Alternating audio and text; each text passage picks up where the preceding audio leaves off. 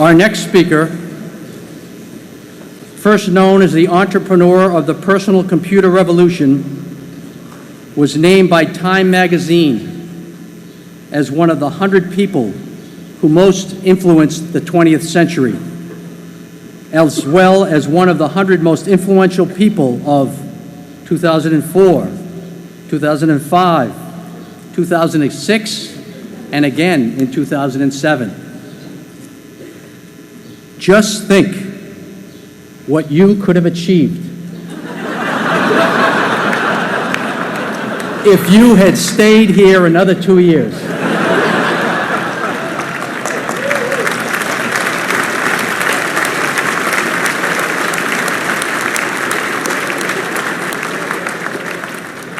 He enrolled at Harvard in the fall of 1973, keenly interested in computer science, but without a definite study plan.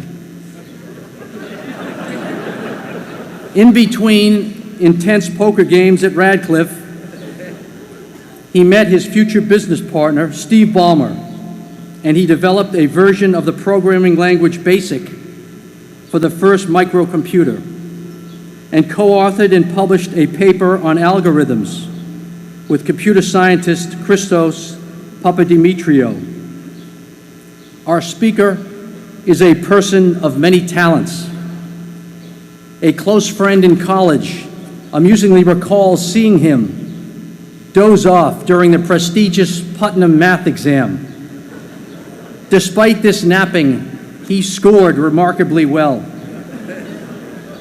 In his junior year, he took a leave of absence from Harvard to devote his energies to Microsoft, a company he had begun in 1975 with his friend Paul Allen. Since 2000, he has begun to concentrate on a number of philanthropic endeavors, making extraordinary donations to various charitable organizations and scientific research programs around the world through the Bill and Melinda Gates Foundation. After a 33-year leave of absence from his alma mater, I am pleased to present to you Dr. William Gates.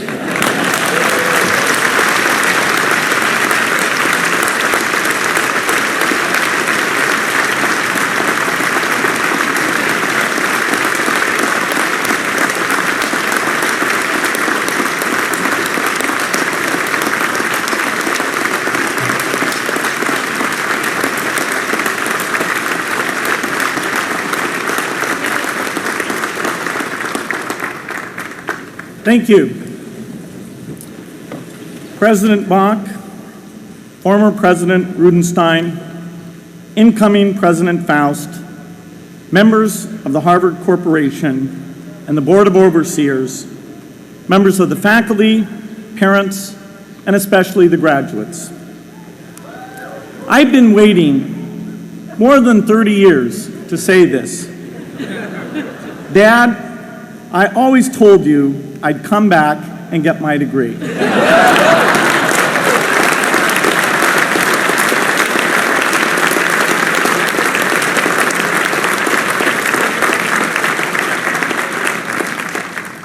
I want to thank Harvard for this honor. I'll be changing my job next year, and it will be nice to finally have a college degree on my resume. I applaud the graduates for taking a much more direct route to your degrees. For my part, I'm just happy that the Crimson called me Harvard's most successful dropout. I guess that makes me valedictorian of my own special class. I did the best of everyone who failed. But I also want to be recognized as the guy who got Steve Ballmer to drop out of business school.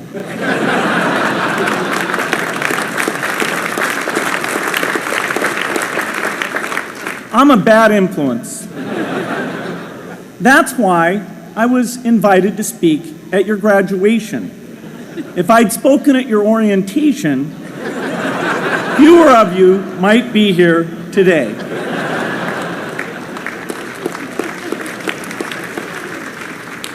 Harvard was a phenomenal experience for me. Academic life was fascinating. I used to sit in on lots of classes that I hadn't even signed up for. And dorm life was terrific. I lived up at Radcliffe in Currier House. There were always a lot of people in my dorm room late at night discussing things because everyone knew that I didn't worry about getting up in the morning. That's how I came to be the leader of the antisocial group.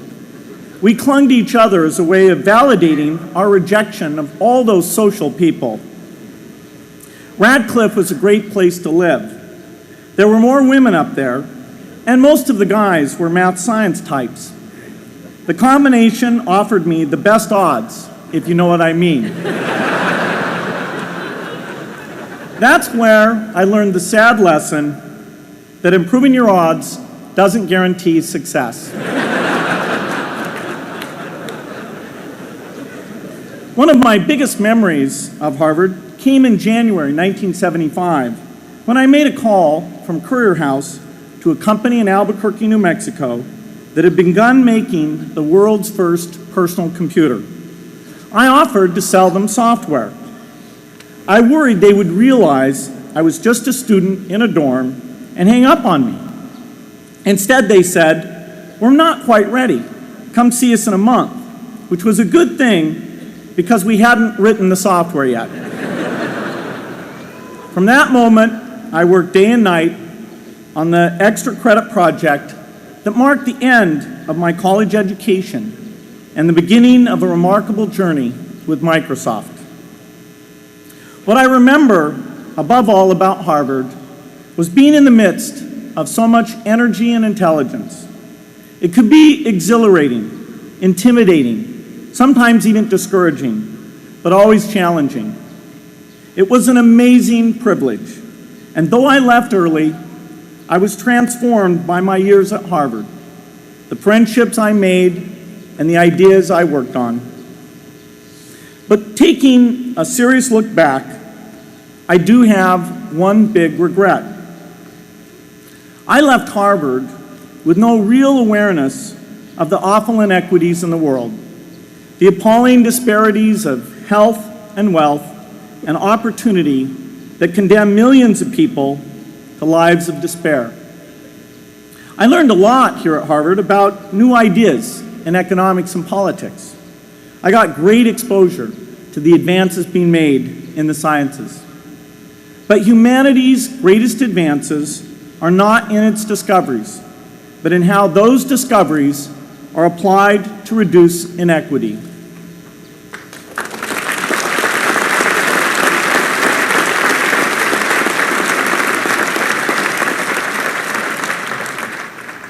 Whether through democracy, strong public education, quality health care, or broad economic opportunity, reducing inequity is the highest human achievement. I left campus knowing little about the millions of young people cheated out of educational opportunities here in this country. And I knew nothing about the millions of people living in unspeakable poverty and disease in developing countries. It took me decades to find out. You graduates came to Harvard at a different time. You know more about the world's inequities than the classes that came before. In your years here, I hope you've had a chance to think about how, in this age of accelerating technology, we can finally take on these inequities and we can solve them.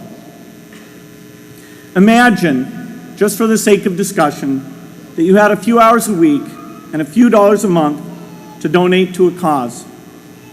And you wanted to spend that time and money where it would have the greatest impact in saving and improving lives. Where would you spend it? For Melinda and I, the challenge is the same. How can we do the most good for the greatest number with the resources we have? During our discussions on this question, Melinda and I read an article about the millions of children who are dying every year in poor countries from diseases that we had long ago made harmless in this country. measles, malaria, pneumonia, hepatitis B, yellow fever. One disease that I had never heard of, rotavirus, was killing 500,000 children each year, none of them in the United States. We were shocked. We had assumed that if millions of children were dying and they could be saved, the world would make it a priority to discover and deliver the medicines to save them. But it did not. For under $1, there were interventions that could save lives that just weren't being delivered. If you believe that every life has equal value, it's revolting to learn that some lives are seen as worth saving and others are not. We said to ourselves, this can't be true, but if it is true, it deserves to be the priority of our giving. So we began our work in the same way anyone here would begin it. We asked, how could the world let these children die? The answer is simple and harsh. The market did not reward saving the lives of these children, and governments did not subsidize it. So the children died because their mothers and fathers had no power in the market and no voice in the system. But you and I have both. We can make market forces work better for the poor if we can develop a more creative capitalism. If we can stretch the reach of market forces so that more people can make a profit or at least earn a living serving people who are suffering from the great inequities. We can also press governments around the world to spend taxpayer money in ways that better reflect the values of the people who pay the taxes. If we can find approaches that meet the needs of the poor in ways that generate profits for business and votes for politicians, we will have found a sustainable way to reduce inequity in the world. Now, this task is open-ended. It can never be finished. But a conscious effort to answer this challenge can change the world. I am optimistic that we can do this. But I talk to skeptics who claim there is no hope. They say, inequity has been with us since the beginning and will be with us until the end, because people just don't care. I completely disagree. I believe we have more caring than we know what to do with. All of us here in this yard, at one time or another, have seen human tragedies that broke our heart, and yet we did nothing, not because we didn't care, but because we didn't know what to do. If we had known how to help, we would have acted. The barrier to change is not too little caring. It is too much complexity. To turn caring into action, we need to see a problem, see a solution, and see the impact. But complexity blocks all three steps. To turn caring into action, we need to see the barrier to change is not too little caring. It is too much complexity. To turn caring into action, we need to see a problem, see a solution, and see the impact. But complexity blocks all three steps. Even with the advent of the internet and 24-hour news, it is still a complex enterprise to get people to truly see the problems. When an airplane crashes, officials immediately call a press conference. They promise to investigate, determine the cause, and prevent similar crashes in the future.